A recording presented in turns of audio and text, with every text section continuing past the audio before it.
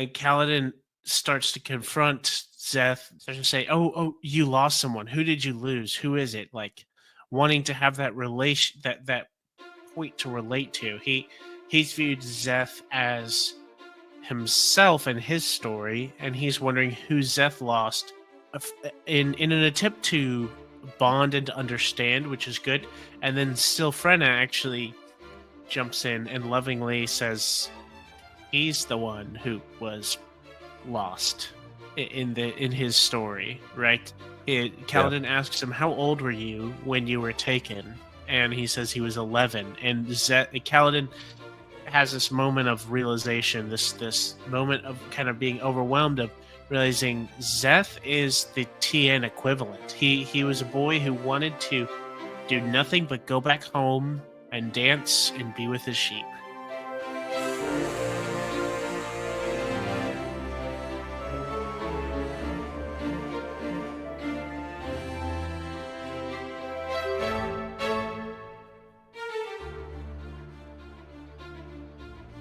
Welcome back to Following No One On, a Stormlight podcast. This week is episode 249, and we are in Wind and Truth, chapter 66 through I-10, officially just over halfway through the book. Eliot, how are you? Guys, we are halfway through this book, and it only took us 5.5 months. No, 5.5 months to get this far. Proud of us. Only. Yeah, that's it. And oh, great. And hear me out, guys. I think the rest, the last half of the book is probably going to be a lot more simple, lot quicker. Our chapters are probably going to start getting, our episodes probably going to start getting shorter. Just more brief notes, Definitely. Just a couple minor things. So. Yeah, probably halfway through talking about important, or probably past halfway through talking about important stuff too, right? We can pull a scheduling that we did for the Lost Metal and like kind of condense the last half of the book into like 2 or 3 episodes. Yeah, I think so. I think we will just do like 5 more episodes on the book total, right? Okay. Like, or maybe we could just do episode 250s next week. We could just go ahead and do our book wrap up, I think. From there. I mean, we joke about that. There's plenty of people begging us to finish the book already. That's true. So we probably shouldn't tease them like that. Yes, you'll still have to come back around August. I apologize. No patron, unless I'm mistaken, Paul, for this week. Correct? You are not, but I'm going to give my always thank you to all of our listeners, all of our patrons, everyone who tags along and talks about all the Cosmere fun going on. So, yeah. Eliot, can we get a brief summary of the end of day 5 here? Yeah, let's do it. End of day 5 happens in chapters 66, 67, and 68. In 66, Kaladin and Szeth are checking out an empty monastery. They go find Szeth's old sheep toy thing. They ask him deeper questions and have some more therapy discussion, really digging into who are we, what defines who we are, all these really big questions. And at the end of chapter 66, Nail arrives. And yeah, ominous. Gonna ask you guys a couple questions about that. 67, though, we jump back to Adolin. He's talking to Notum, the Spren that came and helped him in the battle from last week's episode, asking like, hey, how did you even get here? And he came to join, doesn't want to bond a human, but he still wants to help. So they field commission him into the army, and he's going to help him out. The second half of 67 jumps over to the Shattered Plains. We see Sigzil again as he is spying on the enemy and sees they have an Elsgate portal, and a familiar face steps out of that Elsgate portal as he's watching. And then chapter 68, flashback. Another flashback feels like that's appropriate to close out a day with Szeth. He's waiting for judgment for the actions, the rash actions that he took to fight off the raiders instead of just give them what they want and hope they go away. And he's about to get a peaceful assignment off where he doesn't actually have to kill or be a soldier again. And then the voice intervenes and makes sure that that does not happen. And he gets drug off to be an acolyte of the honor bearers. And in the midst of all that as well, his mother has finally had enough of all of this life change, and she does not go with them, even though Szeth's father and sister do. So family kind of falling apart there right at the end of day 5, at the end of chapter 68. And then after all that, we jump into some interludes, 9 and 10. Super short. One Zahel, he's getting tortured. The other Odium, he's getting angry. That's it. Yeah, He True. is getting angry. That's for sure. quite upset. Paul, did you have 2 words? I do. And I have to say, this was challenging for me to come up with 2 words for. I feel like there's a lot of things that happen here, but also I feel like we have maybe less character perspectives than in a lot of our episodes. I could be wrong. I don't know the numbers on that. But my 2 words are compassion, which is largely for Kaladin and Szeth in chapter 66, which I'm very eager to talk about. And antagonists is my second word, which we just have a lot of devious antagonists pop up in this episode. We've got the voice, right? We've got Nail showing up. We've got Moash entering the fight, and we've got Odium classically in his interlude. I'd count that as well. We've got lots of antagonists really entering the fray here. So there we go. 2 words. I feel like that's as best as I could do. Eliot. I have 2 words, and they go together, as I feel a lot of mine have been lately, and they are little brother. And I was really impacted by Hey, that's me. It is you. You are my little brother. And Kaladin has some revelations as he's watching Szeth process his Szeth's own past. And Kaladin is continuously looking for, where's the TN in your story? Where's the moment where you were broken because of someone else? And it finally hits him here in chapter 66. I think it's 66. Yeah. 66. Where Yep. Kaladin realizes that Szeth doesn't have a TN in his story because Szeth is the TN of his story. And that was a moment where that just really hit me. Not in that I was surprised that that was the case, but more of the emotions hitting Kaladin transferred to me in that moment of watching the 2 of them realize that. Was a cool chapter. Your favorite chapter so far, Paul? I think so. There are a lot of good chapters in this book, so it's hard to definitively say this is my favorite, but this has given me the biggest emotional response, I think, of any of our chapters. This thing you just mentioned, Eliot, absolutely hit me like a truck. Kaladin has this moment where he realizes, he asks, so they find this toy, this little knitted sheep wool toy, and Kaladin starts to confront Szeth. Confront's a strong word. Starts to say, "Oh, you lost someone. Who did you lose? Who is it?" Like wanting to have that relation, that point to relate to. He's viewed Szeth as himself and his story, and he's wondering who Szeth lost.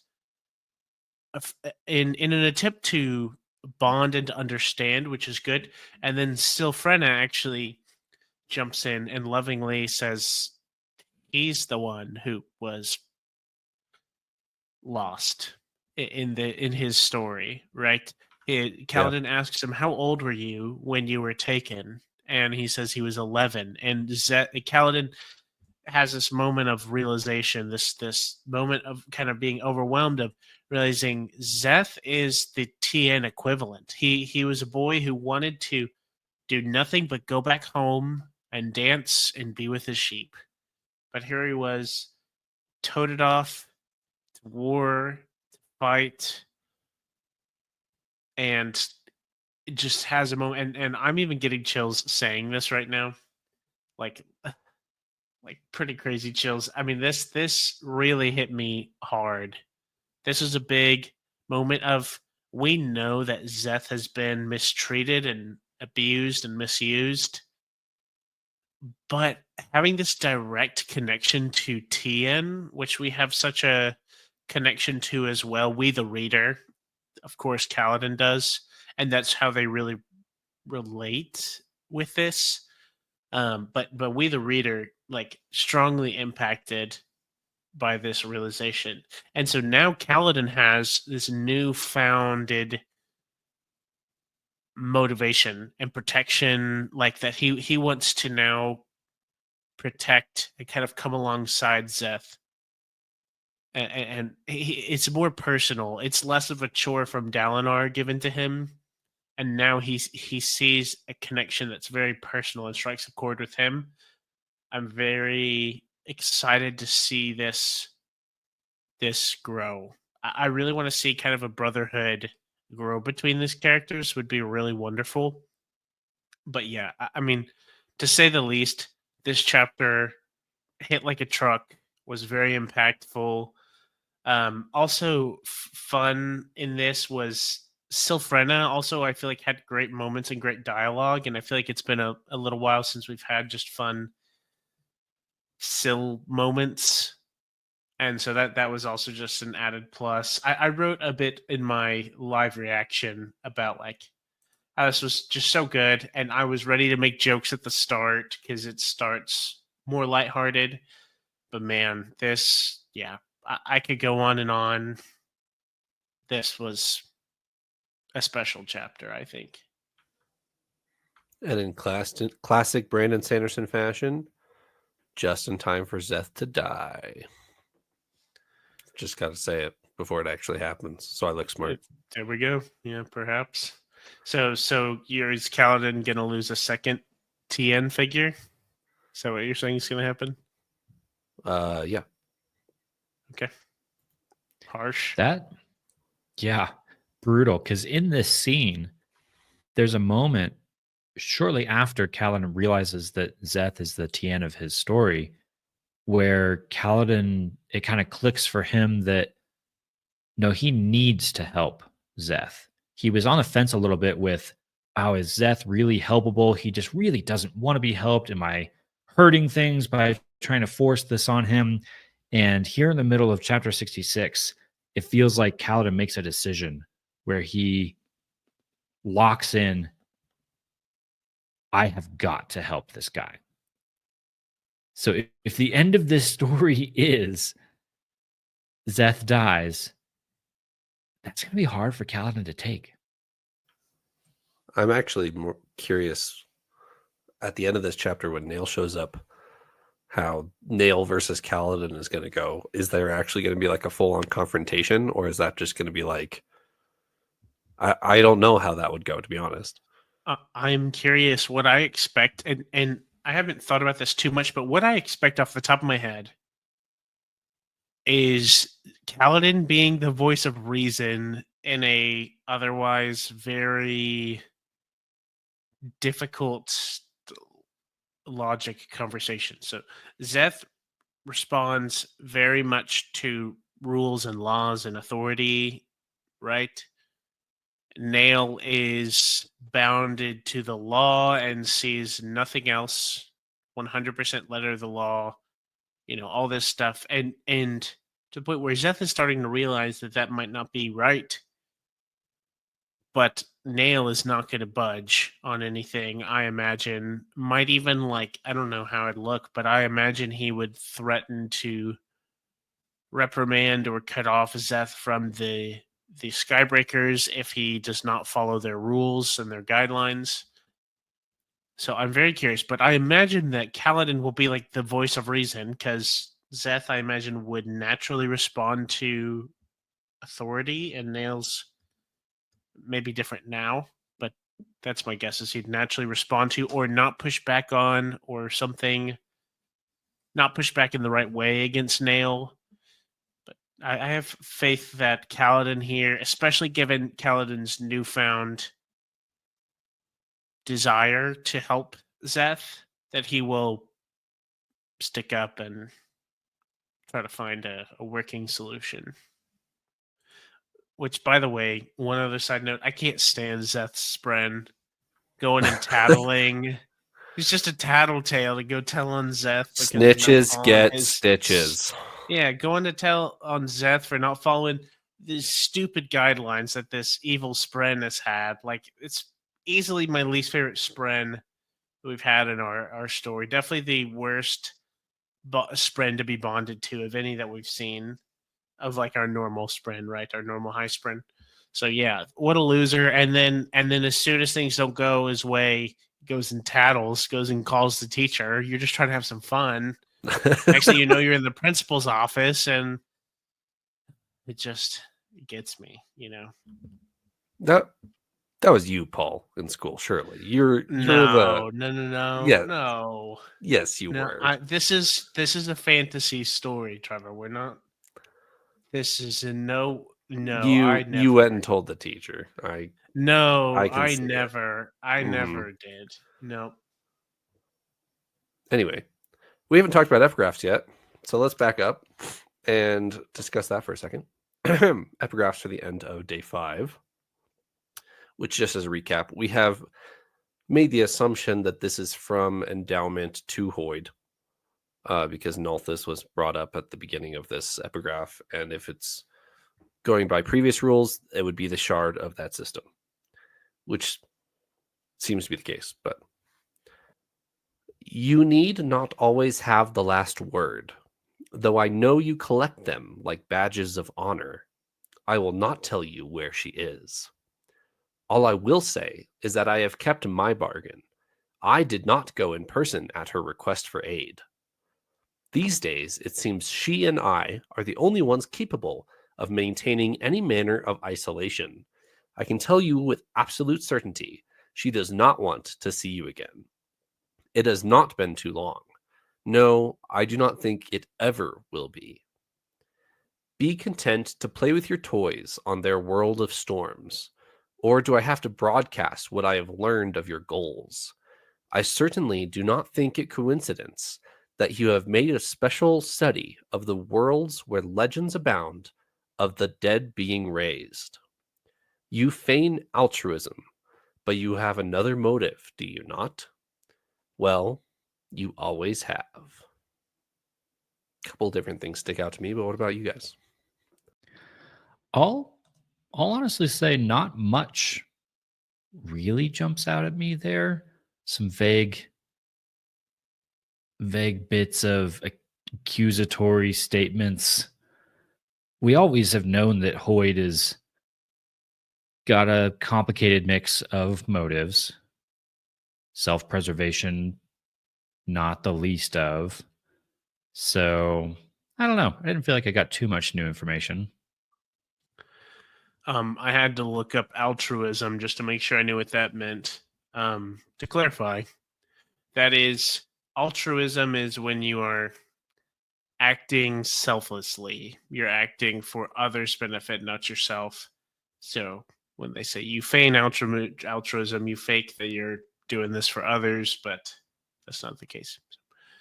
That's my point of clarification, because I didn't know that. I didn't remember what that word meant. So somebody's thanking you in the comments. Yes, hopefully this helps at least one listener, and I'm not the only one who didn't know what altruism meant exactly. Anyways, with this, I hate to say it, I have only so much room in my brain, and I feel like the epigraphs in this book specifically have just like I've not had the capacity for. I've been on so many emotional roller coasters at this halfway point into this book that I don't know. I feel like I'm losing track of anything that's going on in these epigraphs here. I know we've been having lots of dialogue back and forth, but man, I feel like an empty vessel here coming into these epigraphs. This is when I appreciate having Trevor explain these to us in the past. I am all over epigraphs, and I will happily chime in. Okay, please. The she that's referred to, if you forgot, is Valor, from some previous epigraphs in the previous chapters. What I got out of this is there's a previous relationship between Valor and Hoid, even more than just the shard, like Hoid was there when the shards were created thing. Like there's a more personal relationship between Valor and Hoid, and Valor wants nothing to do with Hoid, and Endowment is going to keep Valor's secret. Second thing, I quote, I certainly do not think it coincidence that you made a special study of the worlds where legends abound of the dead being raised. That didn't strike you guys? Come on. Is the assumption that Roshar is included in that? Is that the dead being raised could be, or is that just a reference to like our fused? I don't know. The dead being raised seemed important to me. Important, yes. Yeah, I think so. I think important. Vague enough that I feel like I can't do much with it yet. And I'm not a epigraphologist, and I know you people exist out there. So if some people can go back and dig through the treasure trove of epigraphs to tie a thread up until this point, I will be very intrigued. But I don't know. I don't know quite what to do with it. Yeah, unless this is something entirely new. My understanding is this is just referring to our fused friends, where they die and they come back in the storms on this world of storms. I think it is funny that they say, be content to play with your toys on their world of storms. You know, like this is such a trivial thing. That's the only thing I can think of. If not, then the dead being raised, we've got some crazy stuff going on that we have yet to discover. It would be the craziest thing if it's maybe being understood to be tied to like cognitive shadows or something. I don't know. There's several ways you could spin this. Heralds, even. There's several ways you could spin this, but I'm assuming they're just referring to like the fused or something. Bit odd. Yeah. I do think this is once again bringing up the Hoid's motive is to recombine Adonalsium. That was referenced way back in the Way of Kings with Dalinar, and this may be the next or the latest reference to that. And so I think it's interesting that we're bringing that back up as a possibility. Unite them by chance? We did see, as a side note, Hoid is really the one who gets offered everything and turns it down. Yeah. Because we know he's been offered a shard and turned it down originally at the Shattering. And last episode, we didn't talk about it, but with the Heralds, as they're trying to find the remaining couple Heralds, they offer Hoid a spot in the crew. So he could have been a Herald, and he's like, it's not really my thing, you know? So. True. Okay. With those epigraphs for day 5 done. I mean, we dove kind of straight into chapter 66. Was there anything more in there that we wanted to talk about? Briefly, I actually just wanted to add, so I'm actually just going to read some of my live reaction. I wrote this like right after reading the book, this chapter. I wrote it in our our channel, so I think a lot of our patrons have already seen this. But as a side note, I wanted to point out that when I read this chapter, I was listening to it on my commute home from work, and like I had time to listen to this chapter, and then probably another half or so of a chapter. I don't remember. I probably had an extra 15 minutes or so. But whenever I finished this chapter, when it ended, I just stopped it and I sat in complete silence the rest of the way home. Like that's how hard this one hit me. So I just wanted to bring that back up. Of like this was, I think this was such an astoundingly good chapter all the way through. It started with just fun planning, Szeth going on his little journey to collect his swords, ended in real heartfelt moments. So yeah, left me stunned and speechless for a while. But yes, nothing else pertinent to say on that. I'm happy to move on to 67 if we want to. Sounds good. Back to Adolin in 67, and he talks to Notum. Notum is here and gets a field commission. That's the title of the chapter. What do you guys think? Oh, something I think is cool. So we have Notum showing up, right? And first of all, they make a mention that it's getting quicker and quicker for our spren to come to the physical realm. You know, they reference, you know, it took Frenna a long time to get acquainted with the physical realm, but now I guess because radiant bonds are stronger around, that it's quicker, there's less of that downtime. So it says it took Notum like a day or so, and now the he's plot like requires it.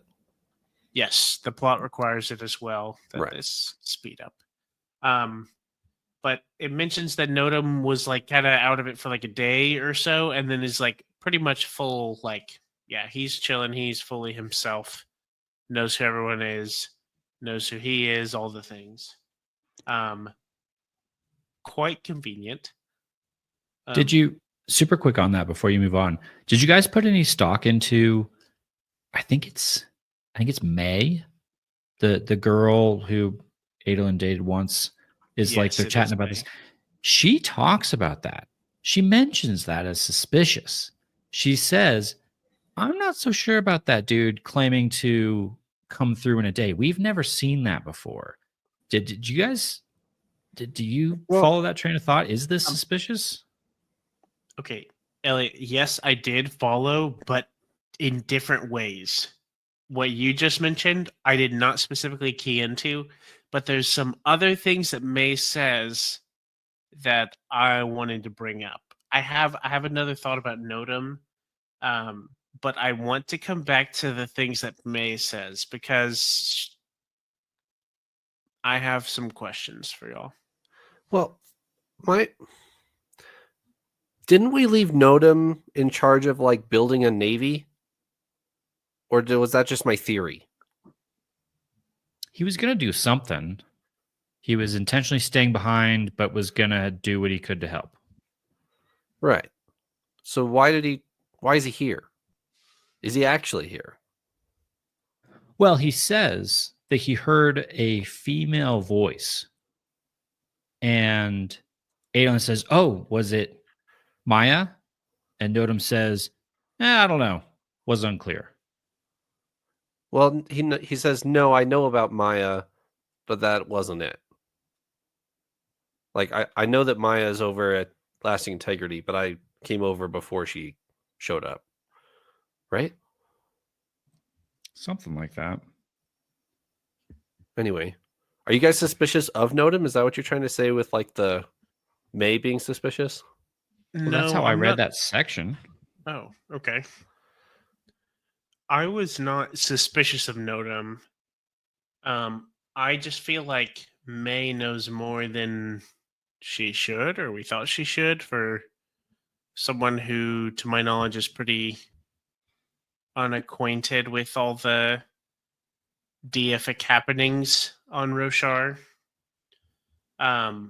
What I was gonna throw around with Notum. So Notum is very clear that he's not going to bond anybody. He's here and he's kind of tasked with being a messenger, right? Great. Very helpful, resourceful. I like it. It's a good way to help. I was going to throw out, though, we have a notable wind runner who's not a wind runner, right? Because he did not bond a friend. Do you think that we're going to see Notum actually bond with someone? What is it? Colot? Is that the name? Or what's the name of the guy? Yeah, Colot.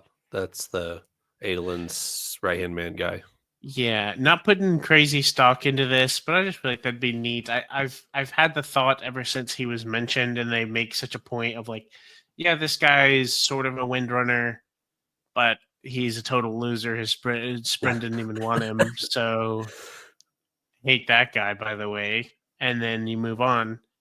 I'm like, well, we need a little bit of justice. We either need something honorable or something. If we're gonna bring him up, something's got to happen. Either he dies an honorable death, and that's the attachment we have to him, or he's going to bond his friend. And I think it'd be pretty cool to see Notum bonded to somebody. I can't lie. So I think Colot would be a cool contender.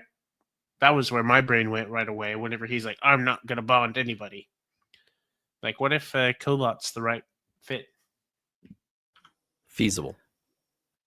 I think Notum's going to be a continuation of the thread. Were we talking about this in the episode last week? I think of Last week, yeah. Adolin specifically not having a radiant bond, and yet still starting to maybe explore kind of what's possible outside of that. I think Notum might be a continuation of that thread of, can Spren hold positions of influence and contribute without being bonded to a radiant? That is true. Of being like irrelevant, like they can be allies but not bonded, right? Yeah, no, Exactly. I'm all for it. That makes sense. What I wanted to say with May, though, May starts to talk about Adolin and Shallan, right? Saying that May and Adolin were not really a good match. He said, I'm paraphrasing very roughly. May basically says, like, Adolin, you and your wife now, like who your partner who you're with now, both have a great deal of whimsy about you. You know? Yeah. I needed to ask because I'm an audiobook listener. Is that capitalized or is that not capitalized? I knew you would ask. There's no way it's capitalized. I knew you guys would ask.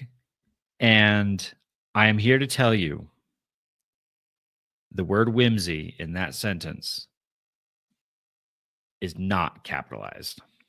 I was gonna say, there's no way. It's devastating for me right now. I wanted it to be. I wanted this to be like a crazy. I had the same thought. Drop. I had the same thought, and I quickly dismissed it because it's not capitalized, and I don't take May as a Cosmere literate type of person. If this was, I agree. If this was somebody else, a little more Cosmere aware, I might spin something insane off of this. If Zahel said that about him. Yeah. You're feeling a bit whimsical today, Adolin. And Adolin quickly dismisses it, right? Of like, I have no whimsy. Absolutely no whimsy here. And I thought that was fun. But I also thought, I didn't know if this was capitalized. And I thought, if there's somehow another shard somewhat involved here, especially in Shallan's case, that's very believable in my head. That's very believable because she's got all sorts of crazy rules going on. No idea. Adolin, I'd be more surprised. But anyways, I heard that, and after those other accusations and things we were talking about, I'm like, what is May talking about here? What is she doing? And so I think Brandon just had a lot of fun tormenting the audiobook listeners with that one. Anything else for Adolin? All right. Sig still sees Moash show up through an Else gate and his hemalurgic spiked eyes. Not a sentence I thought I would say. Oh, man. Antagonists, am I right? You are Moash right. showing up. So first, I want to go back a little bit, just briefly.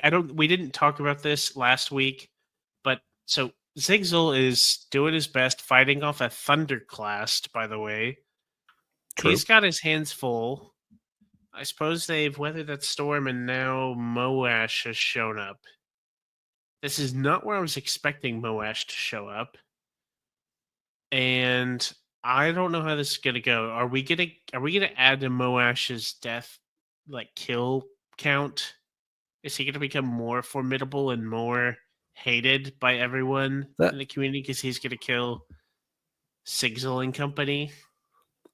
I was wondering the same. I mean, Sigzel's obviously safe for redacted reasons if you haven't read the whole Cosmere.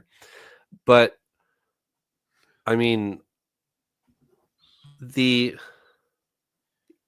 has quite a few of haters, as he has quite a few people that he has pissed off across Roshar for various reasons, and Bridge 4 is not the least of these. So he's here to fight all of the Radiants that already hate him, I guess. Yeah, I'm not quite sure what to guess about Moash now. He's back on the scene. He's been kind of notably absent in the entire first half of this book. So I reacted to this as we're literally on the page of the book that is the exact middle, and Moash steps out on the stage.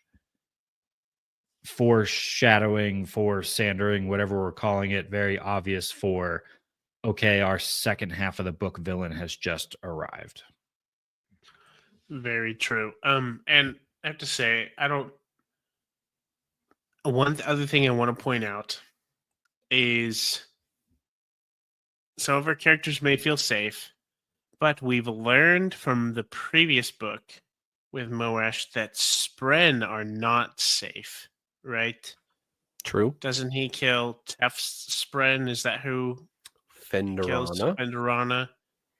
Spren are certainly not safe, as well as the people here. So I feel like there's going to be some carnage. I don't think this is something that Sigzel was accounting for in this whole situation. Are we going to see? Yeah, I was surprised. Like I said, I was a bit surprised by this because I was expecting Moash to come into play more with one of our other more major characters. It would certainly make sense for his infamy to grow if he leads to some kind of victory here. But yeah, this isn't actually where I was expecting Moash to enter the fray. Kind of jumping a little bit ahead and referencing one of our interludes in reference to this. Odium, by the end of his chapter, we'll get there, mentions that there's two people on Roshar that he respects. One is Dalinar, the other is Yasna. And now that Odium is resolved and decided by the end of this interlude that we'll talk about later, now he's going to pay them or teach them a lesson, in quotes, for Dalinar and Yasna. So this whole fight with the Shattered Plains is pre-Odium resolving himself to be hatred god dude. So I thought the wrath of the Shattered Plains would be less than what just showed up out of the Elf's Gate. That this does not look good for Sigzel and company here. But do you know what does look good? My bingo board. Oh no! Oh, here we go. Somebody just went through a chasm, didn't they? Yes. Oh, dang it! Let me make a case to you for me getting to check off someone enters a chasm on the Shattered Plains. Now, I could see some space for a little bit of meh with this because he flies through it. But it specifically mentions that he's trying to stay out of sight, so he goes down in the chasm. It counts. And flies. Okay, I'll take it. I also think it counts. I was waiting for the moment that they technically enter into the chasm, and that absolutely is entering by my book.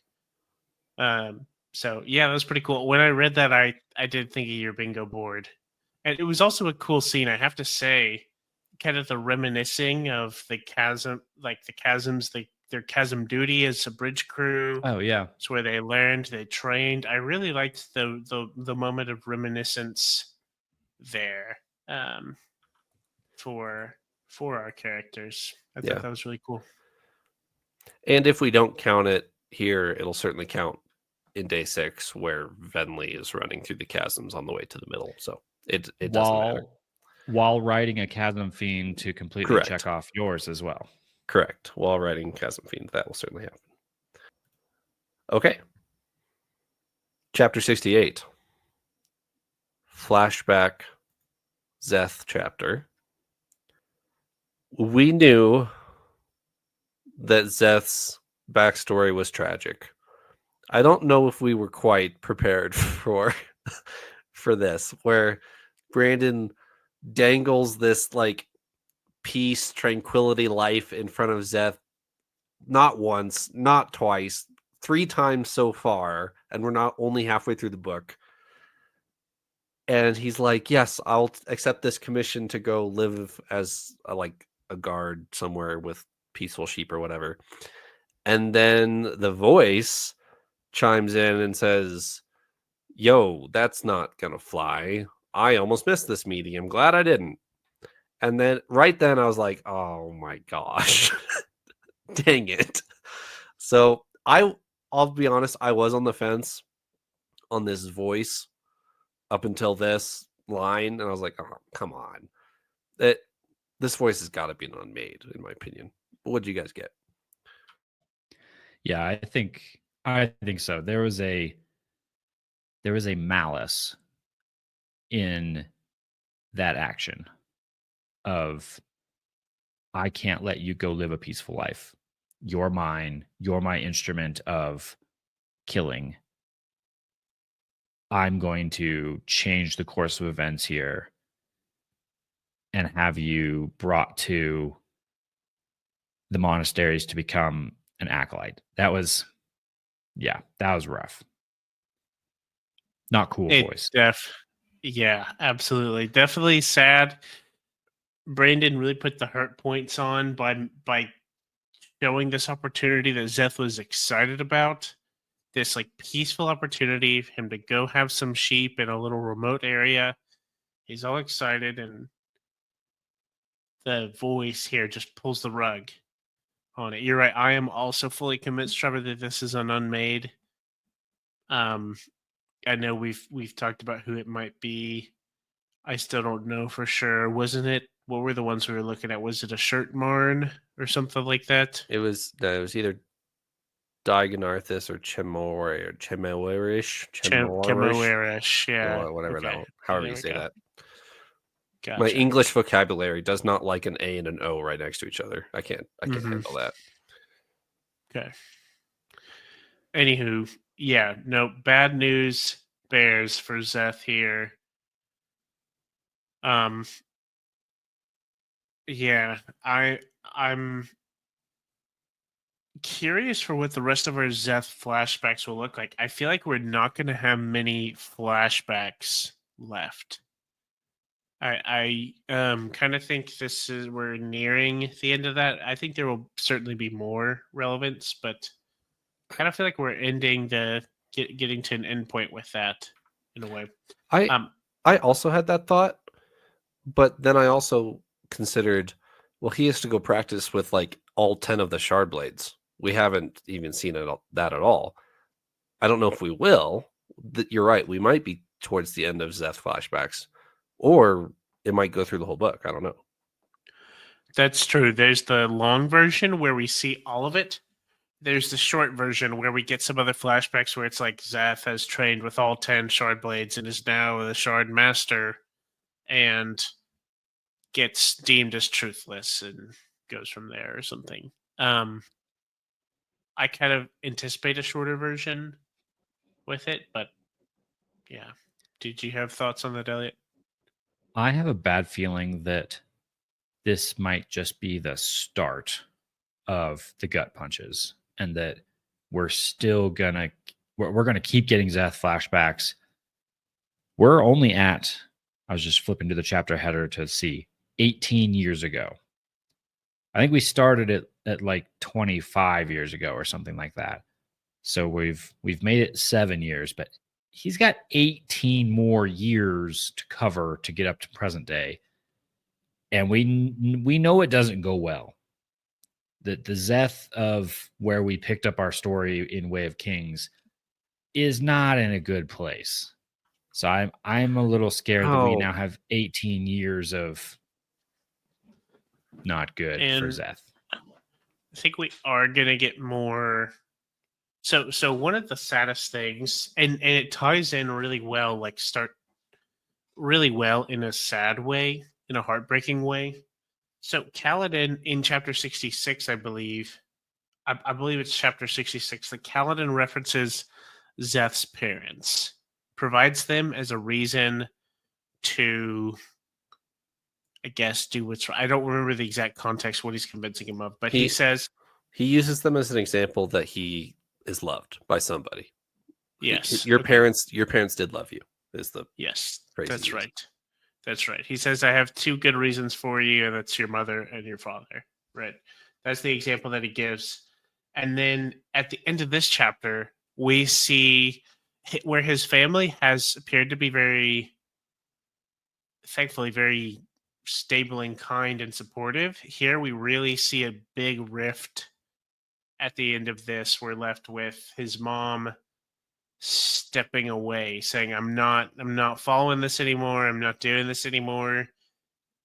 Forces a big rift to be made and a choice to be made by the rest of the family, which is very, really like gripping, really heartbreaking to see.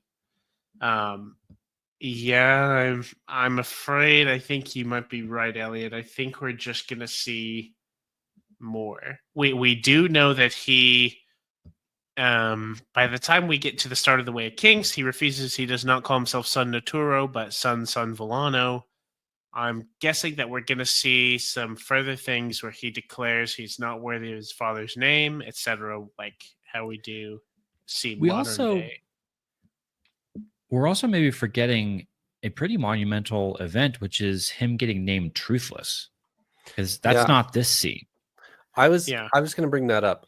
I think, based on this chapter, that Szeth is going to make the claim that the Surgebinders have returned, the Knights Radiant have returned, at the request of the Voice. And the Voice is going to make him truthless, give him his Oathstone, because the Voice said previously, I've cultivated this Oathstone thing in your culture. Like, without me, it probably wouldn't have survived this long. And the Voice will give him, it will be the cause of him getting the Oathstone.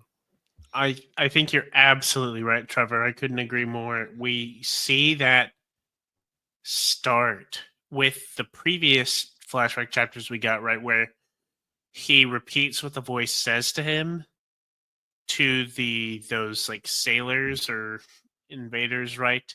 Says something like the storm, right, in their language. It's roughly like the storm riders have returned or something. Like feels very much applying to the Knights Radiant. I think absolutely he's going to do that, and then the Voice is going to pull the rug on him. And even more of a prediction, I think the Voice will say, repeat after me. I think the Knights Radiant are going to show up, and then he gets his Oathstone because of that, and then the Voice is going to leave. And I think he's going to hear nothing, and that's going to torture Szeth even more, is that after he gets his Oathstone, the Voice will abandon him and leave him out to dry. Just to add one more thought on top of that too, what if all of that could be happening in the context of the Voice punishing Szeth for not obeying something that the Voice wants Szeth to do? What if the Voice makes an ultimatum, Szeth, you have to do this, and Szeth finally gets to the point where he says no. I've spent my whole life working to follow authority and do the best that I can to follow orders to the best of my ability, but this is too far. I refuse. And the voice goes, okay, then I'm done with you, and causes the whole truthless thing. Exactly everything you just said. How long before we define the voice, do you guys think? Before we get a name? That feels fairly obvious because we're on the classic video game track of, well, we have to get to the final boss room. So Okay. when Szeth and Kaladin get through all the different monasteries and they arrive at the door of the final one, this thing is in the final one, and we will have the reveal moment. The doors swing open, and there it is. The text scroll at the bottom of the screen. Yeah. The health bar appears. Right, exactly. Anything else before we close out day 5? Alrighty. Eliot, do you have a theme for our previous chapters here?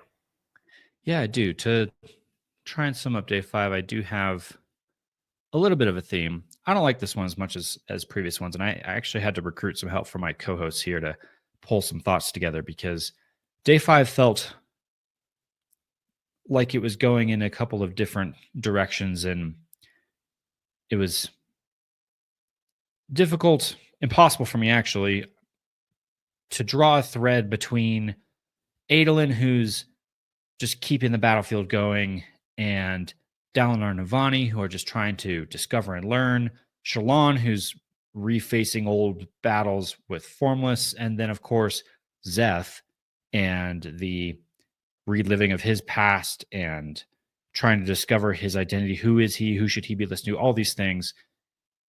A lot of different things happening in day 5 here as we're setting up for our plot threads to maybe converge in the second half of this book. All that to say, theme of day 5, I had narrowed in on Szeth. With this being Szeth's book, and there being some really big Szeth chapters here. We just spent a good 30 minutes talking there about Szeth and the big hard-hitting chapters that we had this week. And there were some pretty big ones the last couple of episodes as well. So the theme I settled on with Szeth in mind is, I'm going to pick the word coercion. Kind of a version of manipulation or influence, but in a very negative and like violent context. It really feels like this voice is coercing Szeth into doing all the things it wants to, with this passive aggressive threatening of what it's doing. Oh, okay, that's not how this situation was supposed to go. So I'm going to take control now and make sure that you learn how to kill. Those kinds of things. And I can at least tie in Shallan with this a little bit, because I feel like Formless is doing this to Shallan as well. There's a scene, I don't think we really got to talk about it, but Shallan is fighting with Mraize, and Formless pops up and says, kill him. Kill him. Now's your chance. You have to do this. This is who you are. You are the one that kills those who have, been a figure in your life. Oh, and by the way, go kill Dalinar too, because why not? Very much in that kind of coercion state of mind of forcing our characters to do violent things. So that's my takeaway from day 5, even though I'm not fully happy with that, because I think it's leaving out quite a bit in this day. So there you have it. Sounds good. I can definitely add that it was we did try to brainstorm the best way to summarize these days, and it's not straightforward and easy. I'd actually be curious to see if anyone listening has ideas of like, what's a great synopsis word for the theme of this day. It's a lot. Yeah. There's a lot going on. All right. Interlude 9. Zahel. We haven't seen Zahel in a full book and a half by this point. Last time we saw him was the beginning of Rhythm of War. And he is naked, hung up on the ceiling, tortured by Exidweth. So, Paul, you predicted that on your bingo board, right? You can check that. I'm just kidding. Somebody has Zahel and Azure exchange dialogue, so that's half of a slot. So I do. I think I have that slot, and I think I have Zahel and Nightblood exchange dialogue. So I need Zahel to start talking to people. So hopefully he gets freed here, pretty soon. This is not what I was expecting from this interlude. They also reference him as Vasher quite a bit here. What the heck is happening? What are we learning from this? That Exendweth is evilly captured Vasher and knows a lot of stuff, I guess. For those who don't know or have forgotten, let's define Exendweth. Do you guys remember who Exendweth is, Paul or Eliot? It's the character who has a bunch of rings, gold rings or jewelry or something, right? Yes, she is our resident ferrochemist. Oh boy, is that right? Allomancy, ferrochemy. Yeah, ferrochemist. I believe that's right. She's our resident ferrochemist on Roshar. She has been around in the Gavilar scenes, the brief Gavilar scenes that we've gotten, which this interlude actually explains why Gavilar now knows Zahel as Vasher. That was an answer that that was a question that we had at the original prologue of this book. And Exendweth is responsible for giving Venli the original Void spread. So in the flashback chapters of Rhythm of War, we get Venli flashback and Exendweth in the original Gavilar expedition gives Venli the original Void light sphere and says, take this into a storm and cool things will happen. That's Exendweth. Her motives, I don't know, but she's certainly not a good guy. And this scene in particular, I was trying to figure out why. Why is Zahel being tortured? And it seemed like the only reason we got was Exendweth wants his breaths, his investiture. Give me your stuff. I'm going to torture you till you do. I guess. And he considers considers giving like half of his breaths away. Right? He's like, well, half my breaths, it wouldn't be that big of a deal. Still have plenty to work with. And then, I could be free. But he ultimately decides not to relent yet because he doesn't think Exendweth would accept that, would be like, okay, well, now I want 3/4 or something instead of half. Change the deal, take half, and then demand more, so he's hanging in there. He's holding on, but this was very much, Trevor made a joke. This was very much not on my bingo board. I thought there was a chance Zahel might get involved in something here in this book. This wasn't how I guess that may be. Now you just need Azure to burst through the door, rescue him, say a couple lines. Honestly, yes, I do. There you go. That's what I need. Yeah, that would be great. That'd be cool. I said this in my live reaction, and I think it's still my biggest takeaway from this chapter. After reading, all 2 pages of it, I was just left with the question of, and why is this relevant? I'll tell you. This is the foreshadowing of Vasher becoming one of our next heralds and enduring torment for eternity. Okay. You heard it here first, I guess. Next question. That's all I got. You answered them all. Okay. Shout out to the parrot who repeats peaky time back to Vasher. I did not predict that, unfortunately. Okay, the whole peaky time thing was quite unsettling for me. That was like, this was Brandon taking another little stab at some moderately horrific themes, like horror genre stuff. It was quite unsettling to see Vasher who we know, playing peaky time here to cope with being tortured. This was very sad. This was very dark. Maybe next interlude will be cheerful and we'll change the mood, right? Okay.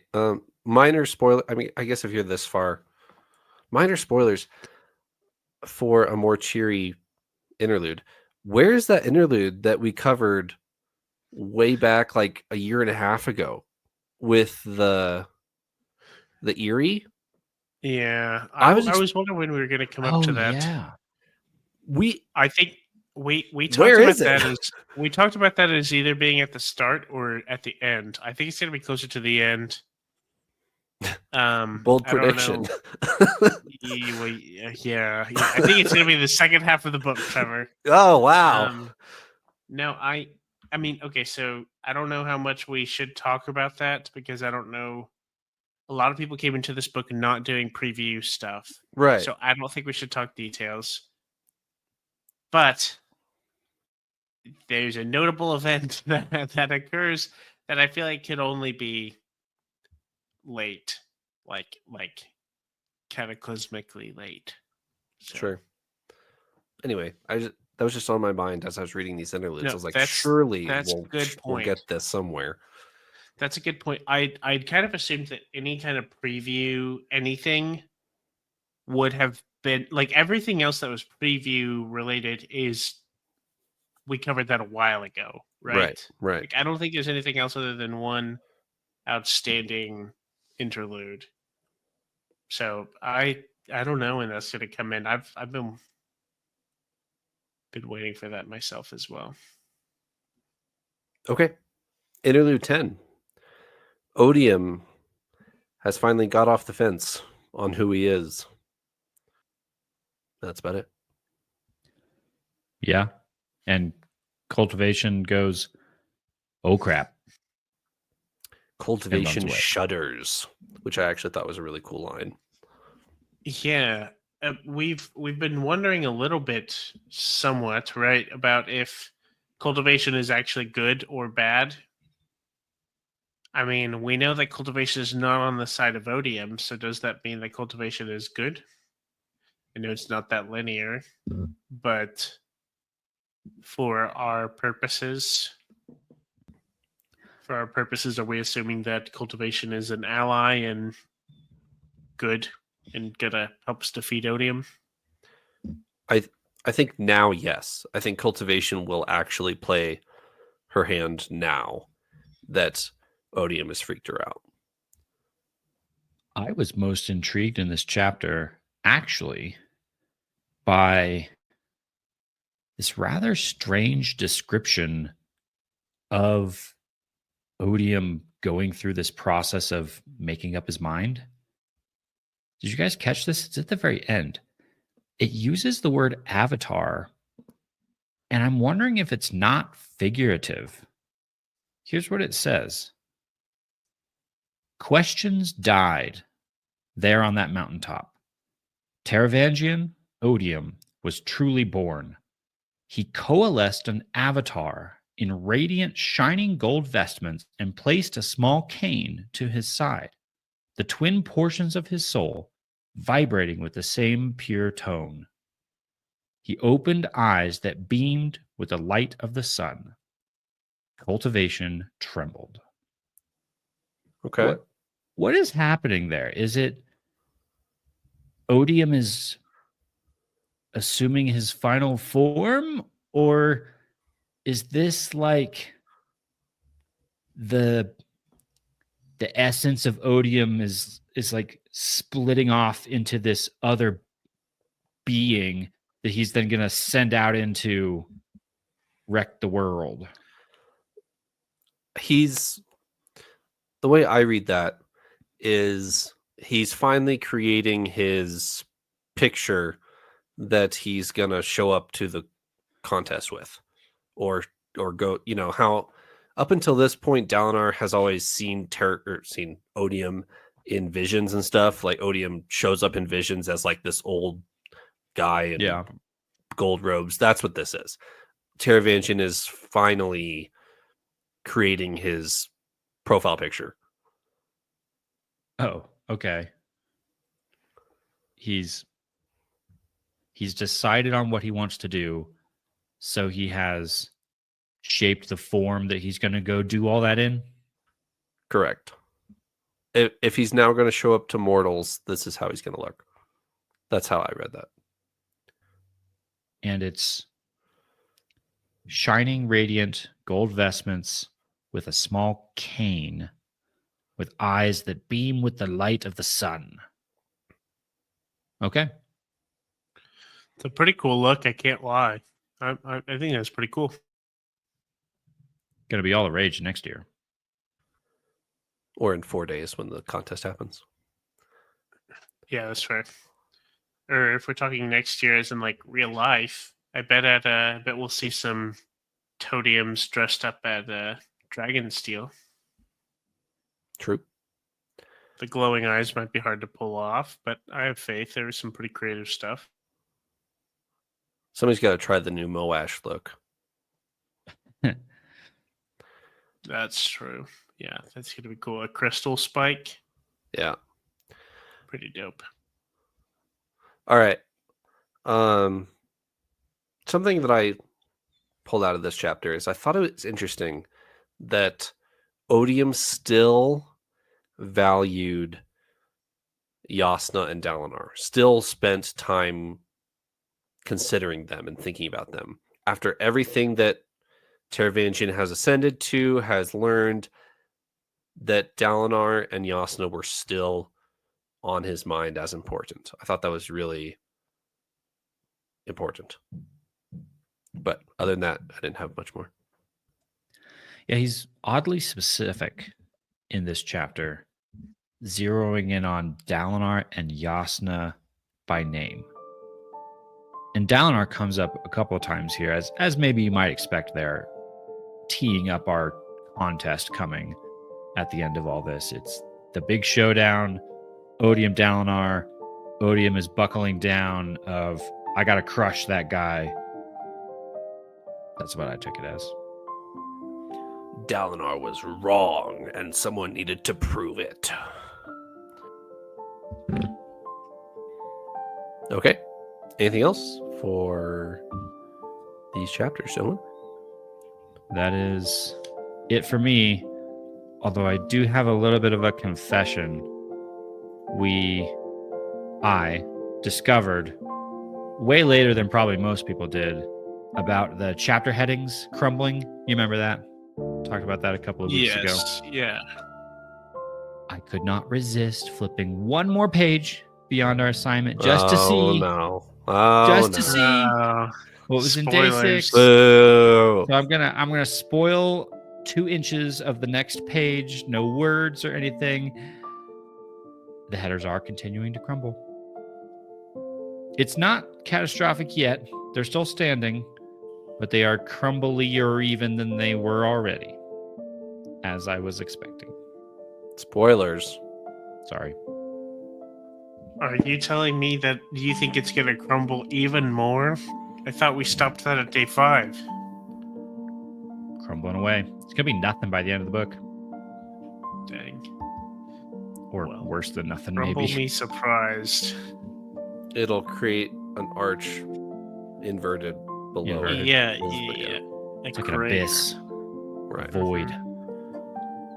Okay, so next week we are not covering chapters. It is our episode 250 next week, and we have some special itinerary. However, the chapter after that, if you are listening to this in the far future and are skipping to episode 250, would be, hold the phone, chapters 69 through 71. Thanks for joining me, Paul and Eliot, and I will see you next week. Day 6. Let's go. Toodles.